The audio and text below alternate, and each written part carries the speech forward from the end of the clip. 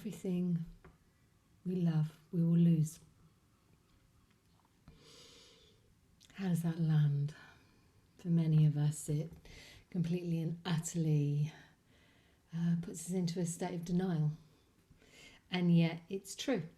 And it's the words of Martin Prechtel, a teacher of the ways of grief tending.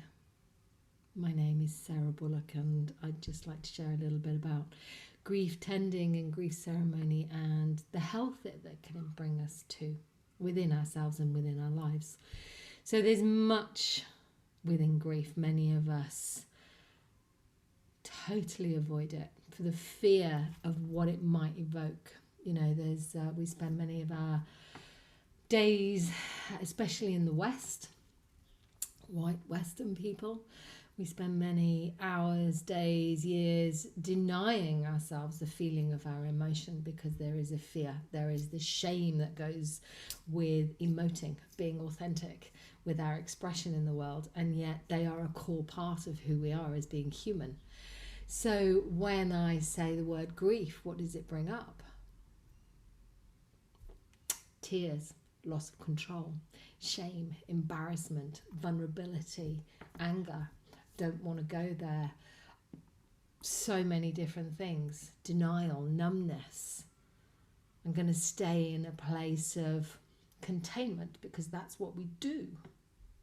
You know, for men, big girls don't, men don't cry, and big girls don't cry, and stop wearing your heart on your sleeve, stop being so vulnerable. And yet it's so intrinsic for us as humans to know joy and grief, and they are two sides of the same coin. You know, many of us chase joy. We'll have this, we'll have that, we'll numb out, we'll go on social media, we'll buy this, we'll buy that. You know, I'll press a button and I get it tomorrow. And that's the same with my emotions. You know, I've lost somebody, a beloved, and I'm expected to be over it within hours, days, weeks. And yet grief has no linear path. Grief takes us on a journey. It takes us into the realms of the dark. It takes us into the realms of the light and the beauty and the pain. And within that, what we get is an authentic, complete expression of ourselves. Some of the most important work I've ever done has been to tend my grief. You know, it's a muscle. The heart is a muscle, and we want to know love. And so how often has love really hurt? And grief is the same. You know, it squashes and squishes, and it gets the heart, as does love. And so when we love and we grieve, we honour that which we have known. We honour that which has gone. We honour the connection that has been. You know, in order for us to truly give for gratitude for what we've known in our lives, it's really important to allow that grief process, however long that takes. You know, I've worked with people through my therapeutic practice and with my clients who've been mourning or stuck in a non-mourning place. So that goes into depression because we're suppressing what's there. And they've been stuck. I mean, I know from myself, something happened for me when I was young that I felt my life had imploded. And it was only through writing my dissertation on loss and bereavement that I recognised that a part of me had got stuck. Part of me had got stuck in the past. And in a shamanic sense, it's soul loss. In a therapeutic sense, it's fracturing.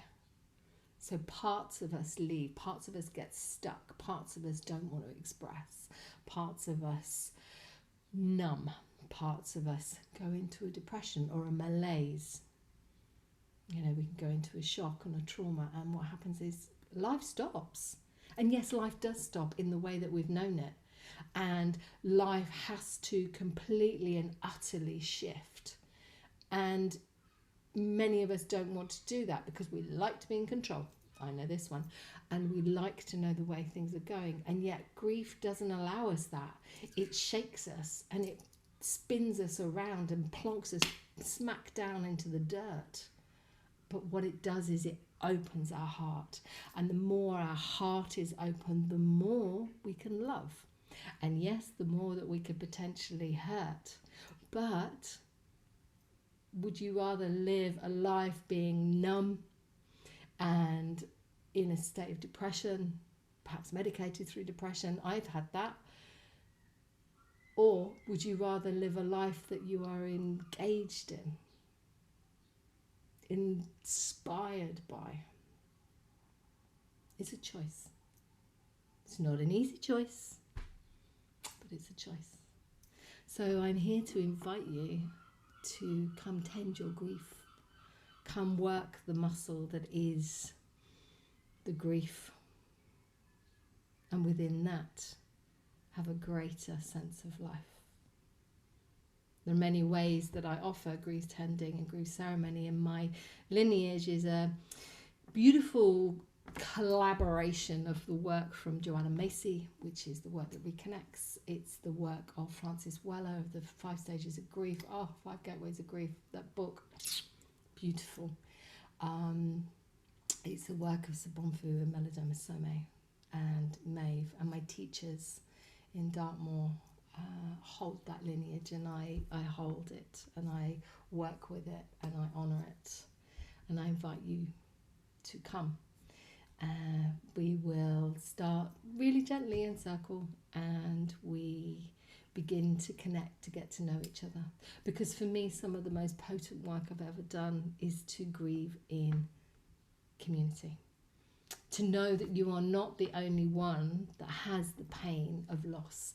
To know you are not the only one that has the pain of illness. To know you are not the only one that has a deep sense of pain for what is going on in the world.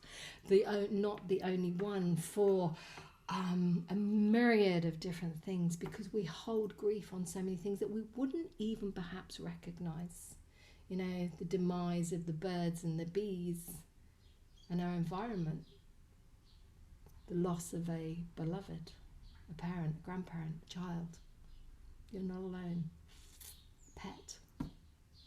So we sit together and we listen together and we honour that which has gone, that which has taught us, that which has held us, that which has awoken us through pain, through loss, through the unknowing, the longing, you know, the grief of longing perhaps for a beloved, the grief of so many things, you know.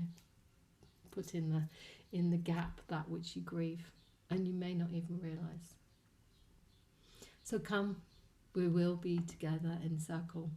We will sing together, we will write together, we will cry together, and yet we will be held. So if you want to deepen your life, to open your heart, to allow, to release that which you feel is holding you in a place of numbness or depression, then come join us. You can get hold of me at thewildembrace.com. And again, my name's Sarah Bullock, and I invite you to come live your life wholeheartedly.